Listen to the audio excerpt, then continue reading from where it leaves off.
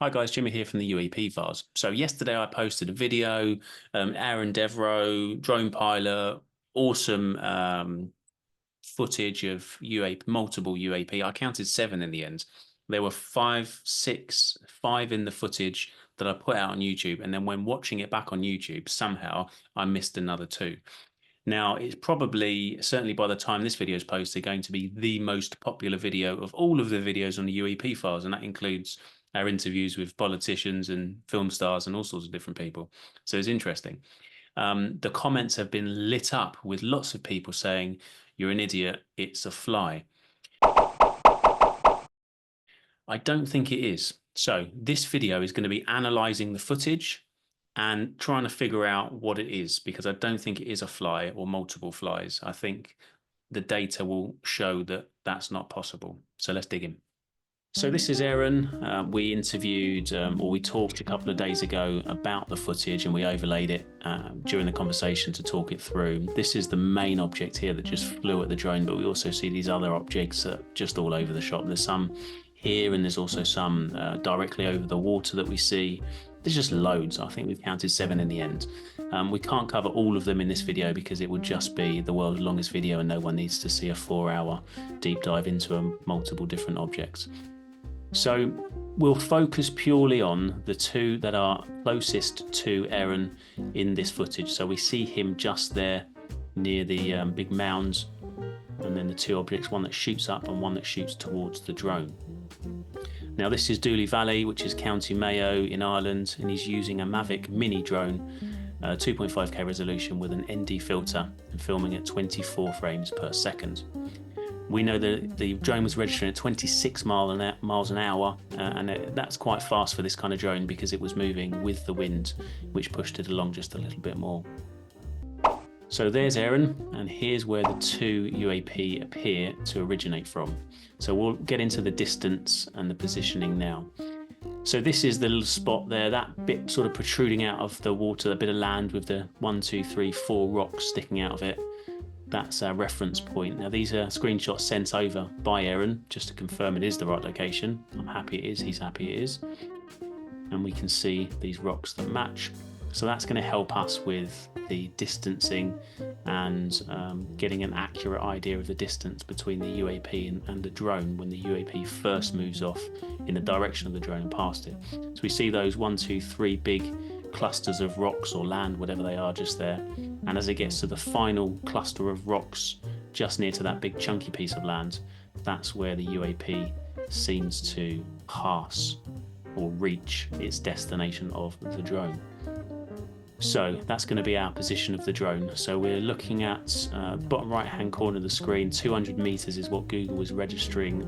That's probably for the 4th cluster of rocks. So we'll want to get in a bit closer. So I don't think it was quite that far away, probably half that, but we're going to use some different software called What3Words, which is used by the emergency services and assigns 3 random words to every meter of land in the world. So explores.accrue.canoe and geological.generic.contents for the UAP. So we've got those 2 locations, pretty good, give or take a meter or 2. And we put it into distance.to, and that gives us 0.10 miles, which is 160.934 meters. Let's call it 160 meters. So let's talk about wind then. And we can see, thankfully, we're over the water, which really helps us with wind direction. And we can see the wind pushing the water this way, which gives us a really good indication there. Really good indication. And we can see that the drone is going with the wind. There's Aran there. Give us a wave, Aran. No, there he is. And another little look, bird's eye view. Yeah, I'm happy with the wind direction with the drone. So let's look at the UAP positioning them. So we can see that Aran is stood just to the right of screen, almost like a little hill. And this is where we see the 2 objects that we're going to focus on. This is where they came from. And yes, you can argue that it's an optical illusion and that they just appear further away, but they're actually much closer, and therefore this is all nonsense. But let's go with that in a moment, and we'll cover that in a minute. That's where they appear to originate from. So The Mac Bats on YouTube on our last video from the 18th said there should be shadow from this object if it's so big, because we can see where the sun is. And it's a really good point. We can see where the sun is, and I have looked for shadow. So let's dig into the shadow and see if we can see anything. We know where the sun is, so yeah, it should provide us some kind of shade, some kind of shadow, shall I say, of this object if it's large, and it wouldn't if it was an insect. Now we'll dig into this and we'll go a bit closer, but it looks to me like that is shadow, and we'll do some backwards and forwards and slow-mo here.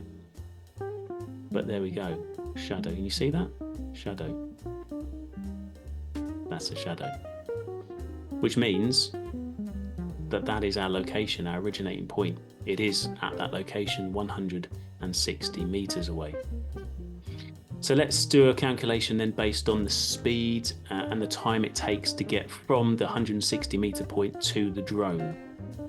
So we've started the footage at, I would say, I think 0.50 seconds, and it'll end on 0.17, but it sort of passes at 0.120 seconds, which is 0.70 seconds that it took to get the full 160 meters, which is 228.57 meters per second, or 511.44 miles per hour. Of course, we need to take away the drone speed of 26 miles per hour, which reduces it to 485.55.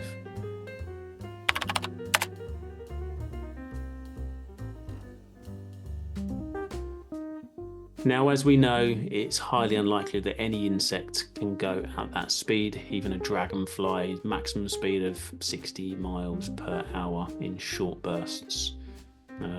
Yeah, so not an insect. Not any known insects that we're aware of anyway. So to put that into perspective, the fastest flying bird, insect, anything that flies really, is a peregrine falcon, which can reach 240 miles an hour. And here's a cool bit of footage of it doing a hunting dive. Bong.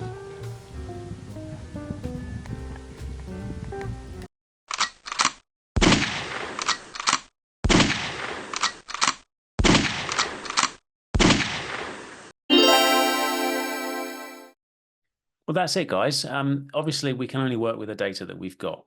We've got a credible eyewitness, and we've got the footage that we can go through, and we know it's the original footage. Well, I do anyway. Look, cases like the Tic Tac, for example, have been debated for many, many years, where you've got sensor data and credible people, lots of credible people that are still talking about it. And as you'll see online from places like Metabunk, Mick West, those kind of people, it's still raging on today, many, many, many years later. So I can only work with the data that I've got. Now, there's going to be some people that are going to argue that the shadow could be from something above, an aeroplane, a bigger bird that's caught the light at just the right time. Yeah, it's possible, but it's there. It's in the footage. I can see a shadow. I can see it quite clearly when you zoom in on a big screen that's clear. Therefore, we've got a location. We can see where the objects are starting from or appear to originate from, at the same place where there is a shadow, certainly with the object that flies at the drone. So that's good information. We know the speeds, we know the frame rate, all that sort of stuff gives us the 160 meters distance and the 485 miles per hour, which we know no living animal, sentient being can travel that speed without a incredible jetpack attached to the back of it. Maybe a bullet, maybe a BB gun being shot at the drone. I don't know. That's possible. But ultimately, it's not an insect, in my opinion. That's it then. Hopefully you enjoyed that and you found some value in it. Let me know in the comments what you think, and I'll see you on the next one.